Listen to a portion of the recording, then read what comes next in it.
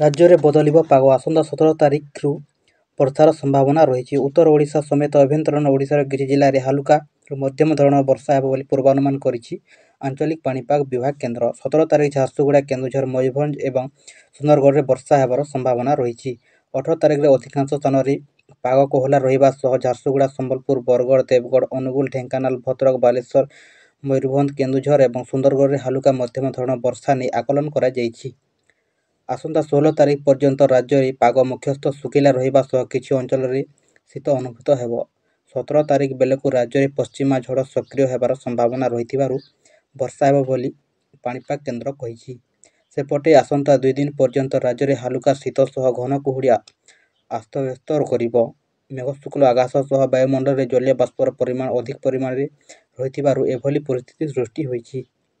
ଆସନ୍ତାକାଲି ସକାଳ ପର୍ଯ୍ୟନ୍ତ ଘନ କୁହୁଡ଼ି ପାଇଁ ସୁନ୍ଦରଗଡ଼, କେନ୍ଦୁଝର, ମୟୂରଭଞ୍ଜ, କଟକ, ଖୋର୍ଦ୍ଧା, ପୁରୀ, ନୟାଗଡ଼, ଗଞ୍ଜାମ, କନ୍ଧମାଳ, କଳାହାଣ୍ଡି ଏବଂ କୋରାପୁଟ ଜିଲ୍ଲାକୁ ୟେଲୋ ଆଲର୍ଟ ଜାରି କରାଯାଇଛି। ଏହିସବୁ ଜିଲ୍ଲାରେ 50 ମିଟରରୁ 200 ମିଟର ପର୍ଯ୍ୟନ୍ତ ଦୃଶ୍ୟମାନ ଦୂରତା ରହିଛି। ଗତ 24 ଘଣ୍ଟା ମଧ୍ୟରେ କିରେଇ ସର୍ବନିମ୍ନ 7.3 ଡିଗ୍ରୀ ତାପମାତ୍ରା ରେକର୍ଡ ହୋଇଛି। ସେହିଭଳି ଗୋପାଳପୁର ଏବଂ ଫୁଲବାଣୀ ଘନ କୁହୁଡ଼ି ଦୃଶ୍ୟମାନ ହୋଇଥିବାରୁ ବେଳେ ବାରିପଦା ଏବଂ ଭବାନୀପାଟଣା ହାଲୁକାରୁ ମଧ୍ୟମ ଧରଣର କୁହୁଡ଼ି ଅନୁଭୂତ ହେଉଛି।